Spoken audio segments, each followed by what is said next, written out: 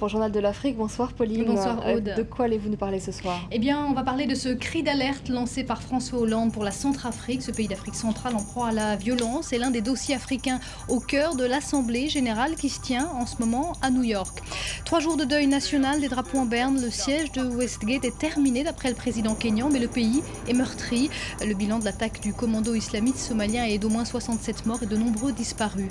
En Guinée, la tension reste palpable dans de nombreux quartiers de Conakry. Des jeunes militants de l'opposition et du pouvoir se sont affrontés dimanche et lundi avant les législatives prévues samedi prochain. L'Assemblée générale des Nations Unies, son cortège de discours, c'est en ce moment à New York. Les chefs d'État se succèdent à la tribune en ce moment même. D'ailleurs, c'est le Libéria. Oui, la présidente du Libéria, Ellen Johnson Sirleaf, qui s'exprime. Et plusieurs dossiers africains retiennent l'attention. Le conflit dans l'est de la République démocratique du Congo, mais aussi la Centrafrique. François Hollande, le président français, a lancé un cri d'alerte en faveur d'un renforcement de la force africaine dans ce pays. Le récit de Nicolas Germain. Le dossier africain le plus urgent à l'Assemblée générale de l'ONU est celui de la Centrafrique. En mars, l'ancien président François Bozizé a été chassé du pouvoir par des rebelles emmenés par Michel Djotodia. Depuis, pillages et violences se multiplient.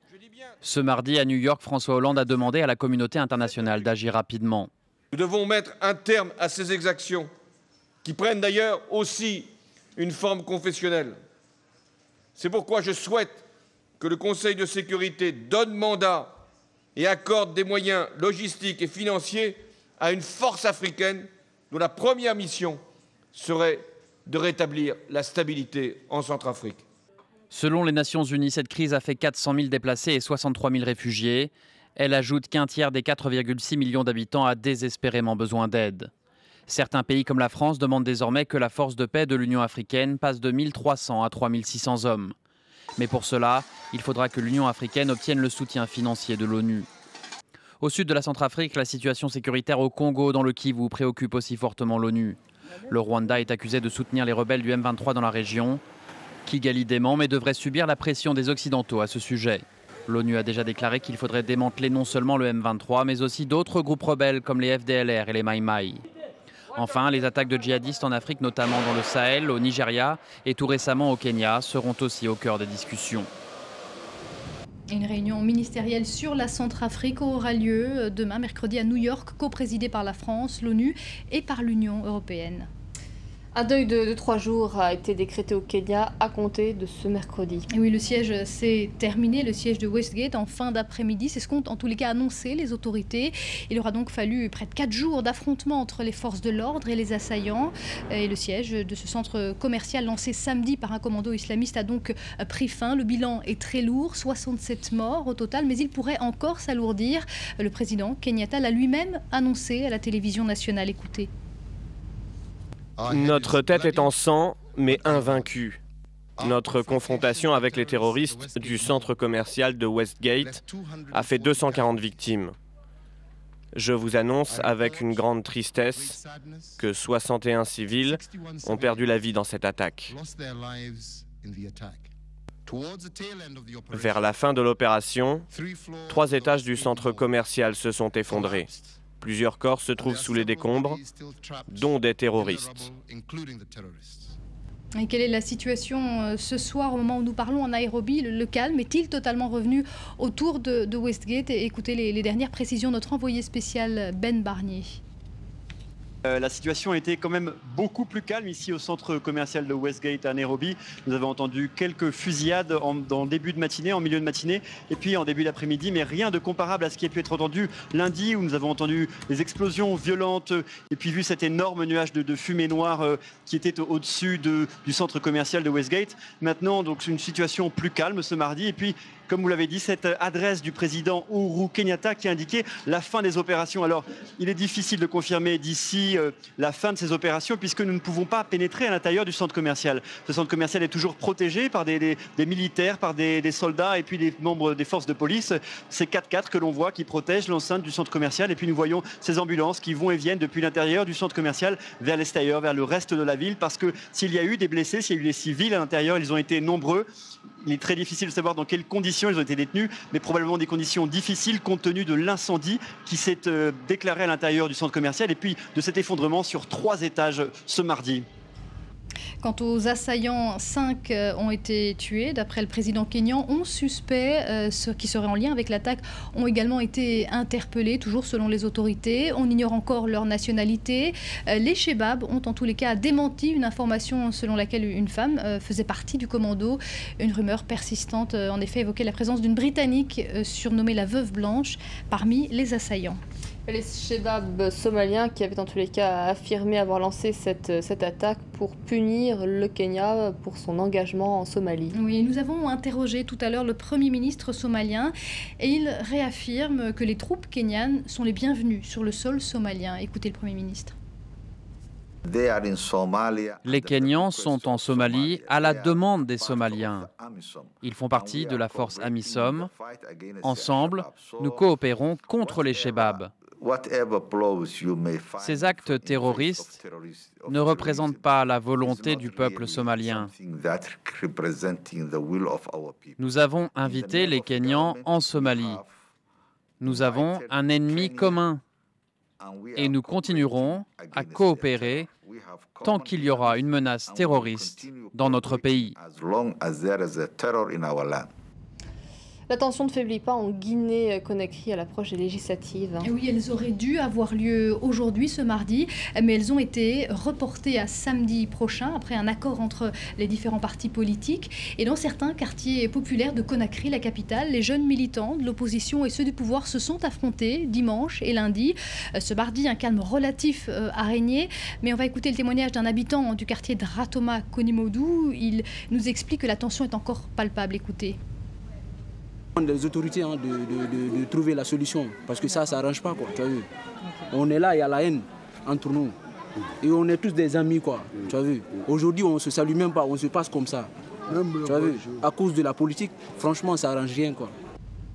Ce témoignage, c'est vous, Tatiana Mosso, qui l'avez recueilli à Conakry. Vous êtes en direct avec nous. Alors, quelle est l'atmosphère plus généralement dans ces quartiers populaires de Conakry ? Alors écoutez, ce soir il règne un calme précaire parce que les forces de l'ordre restent déployées en banlieue et dans les quartiers où ont eu lieu ces différents incidents. De nouveaux incidents aujourd'hui en milieu de journée ont eu lieu dans le quartier de Ratoma, donc une banlieue de Conakry. Des jeunes militants de partis politiques de l'opposition se sont accrochés avec des militants du parti au pouvoir. On ne déplore aucun blessé, aucun bilan officiel sur les blessés des différentes victimes aujourd'hui. Mais les dégâts matériels sont importants. On compte une dizaine de maisons entièrement incendiées dans ce quartier qui est réputé être l'un des fiefs de l'opposition. Les habitants étaient en colère cet après-midi réellement et ils craignent également des tensions communautaires. La veille, non loin de là, des partisans de l'opposant Cellou Dalein Diallo et de l'actuel chef de l'État Alpha Condé s'étaient affrontés à coups de jets de pierre et ensuite ils s'étaient retournés contre les forces de l'ordre. Il faut savoir que juste avant les législatives, la tension ne fait que monter dans ces quartiers et on craint que ça ne se déplace dans d'autres quartiers ainsi que vers le centre-ville de Conakry. Tatiana, vous avez évoqué le chef de l'opposition, Cellou Dalein Diallo, et le président Alpha Condé. Que disent ces responsables politiques pour tenter d'apaiser la situation ? Alors écoutez, dans ce climat tendu, les partis d'opposition qui se sont réunis encore cet après-midi appellent au calme, demandent à leurs militants de rester calmes et d'attendre patiemment la fin de la campagne qui aura lieu jeudi soir, ainsi que le scrutin de samedi. Pour sa part, le gouvernement d'Alpha Condé souhaite aussi que les élections de samedi se déroulent dans un climat apaisé. Il y a une réelle volonté d'aller aux législatives calmement. Le scrutin initialement prévu ce mardi a été reporté le 28 septembre à la suite de tractations entre le pouvoir et l'opposition, tout ça sous l'égide de la communauté internationale. On rappelle juste que l'opposition avait réclamé une réforme du fichier électoral et un nouveau découpage électoral pour rapprocher les électeurs des bureaux de vote, ainsi que réduire le nombre d'électeurs inscrits à 500 maximum par bureau de vote. On attend environ 5 millions d'électeurs aux urnes samedi pour élire 114 députés sur la base de listes présentées par une trentaine de partis au total. Et on espère, ainsi que la communauté internationale, ici, que tout se déroulera dans le calme à Conakry. Eh bien, on suivra en tout cas cela de près avec vous, Tatiana Mosso, en direct de Conakry. Merci beaucoup. Et on termine avec vous ce journal de l'Afrique. Je vous remercie, Pauline. Je vous retrouve demain, même heure, 22h46, en ce qui me concerne, en heure de Paris, bien évidemment. Vous restez avec nous dans Paris Direct. Il est 22h57. Un journal, c'est dans un instant. Puis surtout, nous attendons d'ici quelques minutes l'allocution de Hassan Rouhani, le président iranien à l'Assemblée générale des Nations Unies. Vous le voyez en ce moment, c'est la présidente du Libéria qui est en train de s'exprimer. Elle ne devrait pas tarder à terminer son allocution.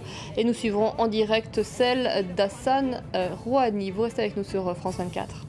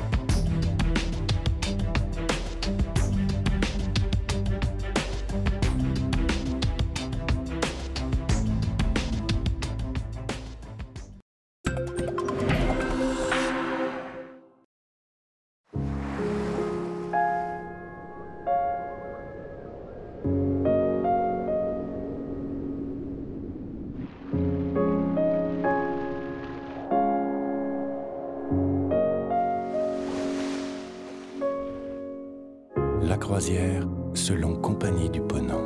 Arctique, Antarctique, Asie, Amérique du Sud, Méditerranée. Compagnie du Ponant, yachting de croisière. Commencez l'expérience sur ponant.com.